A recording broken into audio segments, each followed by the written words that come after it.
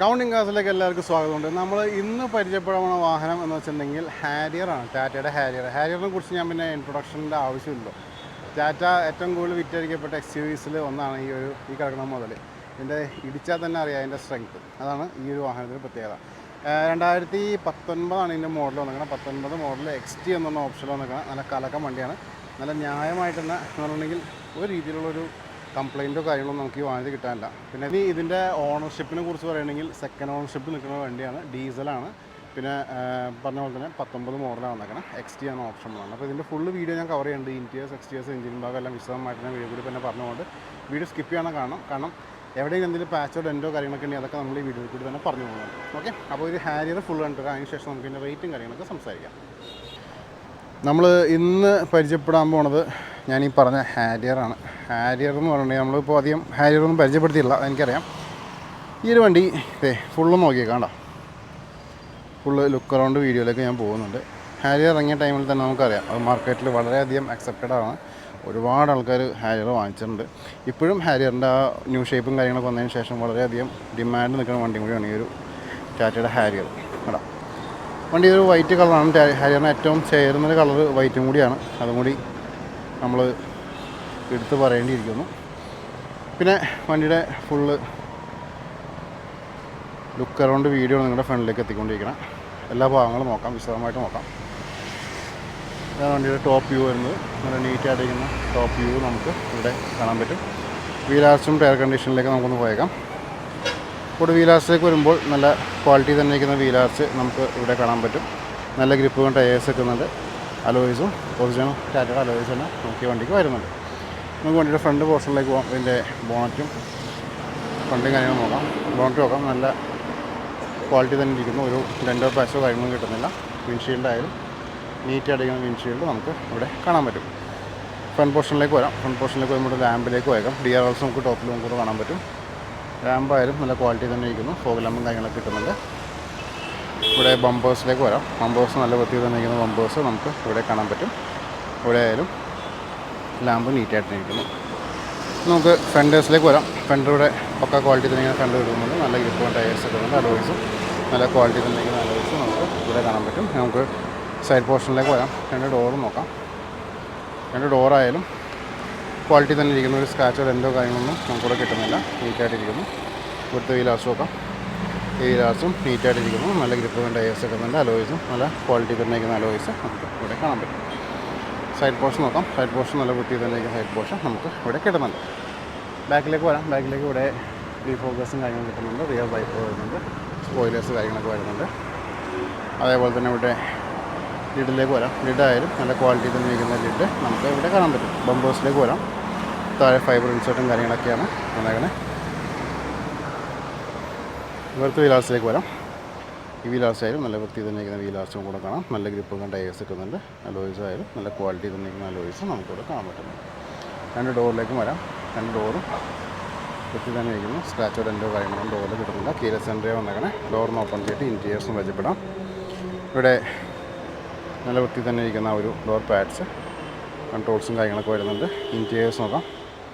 Interiors നല്ല നീറ്റായിട്ടിരിക്കുന്ന ഒരു interiors നമുക്ക് ഇവിടെ കാണാൻ പറ്റും.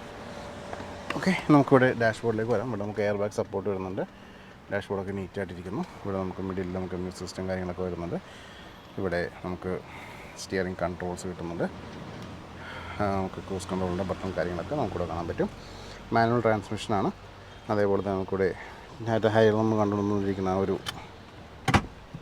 ഹാൻഡ് ബ്രേക്ക് കാര്യങ്ങളൊക്കെ നമുക്കിവിടെ കാണാം. സീറ്റ്സ് നോക്കാം. സീറ്റ്സ് ആയാലും നല്ല വൃത്തി തന്നെ ഇരിക്കുന്ന സീറ്റ്സ് കിട്ടുന്നുണ്ട്. ഡോർ പാഡ്സും നീറ്റായിട്ട് ഇരിക്കുന്നു. റൂഫ് നോക്കാം.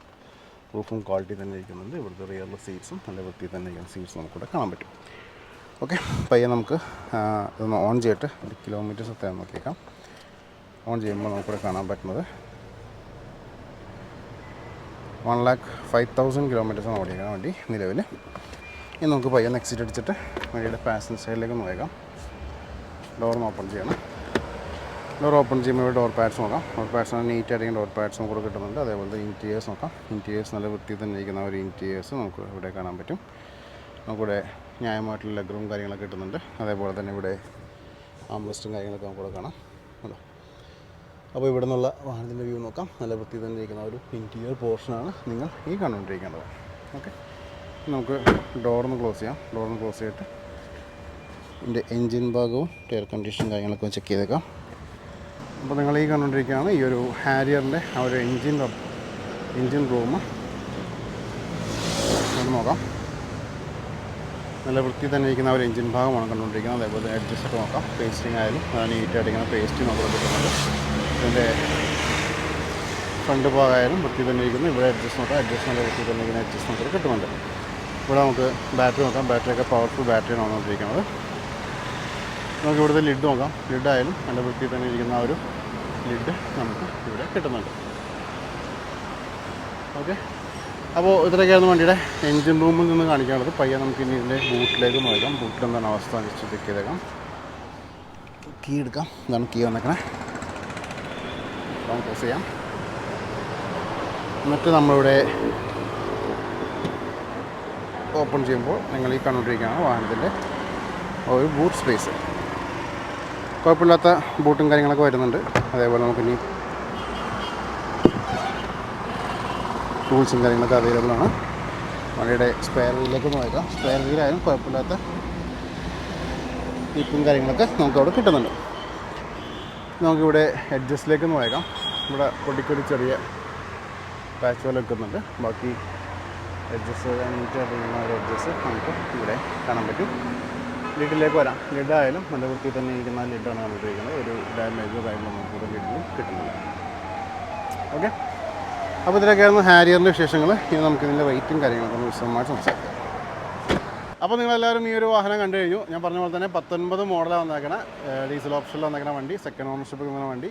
പിന്നെ ഞാൻ പറഞ്ഞ പോലെ തന്നെ നല്ല നീറ്റായിരുന്നു ഉപയോഗിക്കുന്ന വണ്ടി. XT എന്ന് പറഞ്ഞ ഓപ്ഷൻ വന്നേക്കണം. നമുക്കിനി റേറ്റിലേക്കാണ് നടക്കണം. റേറ്റിലേക്ക് കടന്നേക്കാകുമ്പോൾ എനിക്ക് ഇൻസ്റ്റാ പേജും ഫേസ്ബുക്ക് പേജും ഉണ്ട്.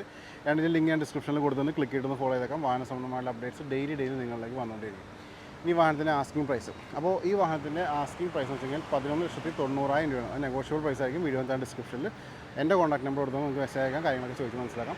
പിന്നെ എന്തെങ്കിലും ഇതിൽ നെഗോസിയേഷൻ കാര്യങ്ങളൊക്കെ താല്പര്യമുണ്ടെന്നുണ്ടെങ്കിൽ അതൊക്കെ നമുക്ക് ചെയ്യാൻ തരാവുന്നതാണ്. ലോൺ ഫെസിലിറ്റി കാര്യങ്ങളെല്ലാം അവൈലബിൾ ആണ്. അപ്പോൾ ഇത്രയായിരുന്നു ഹാരിയറിൻ്റെ വിശേഷങ്ങൾ. ഒട്ടനവധി വാഹനങ്ങളുടെ വീഡിയോസ് വരുന്നുണ്ട്. ഫോളോ ചെയ്യാൻ, സബ്സ്ക്രൈബ് ചെയ്യാൻ മറക്കരുത്. അടുത്ത വീഡിയോയിൽ കാണാം. Thank you. Thanks for watching.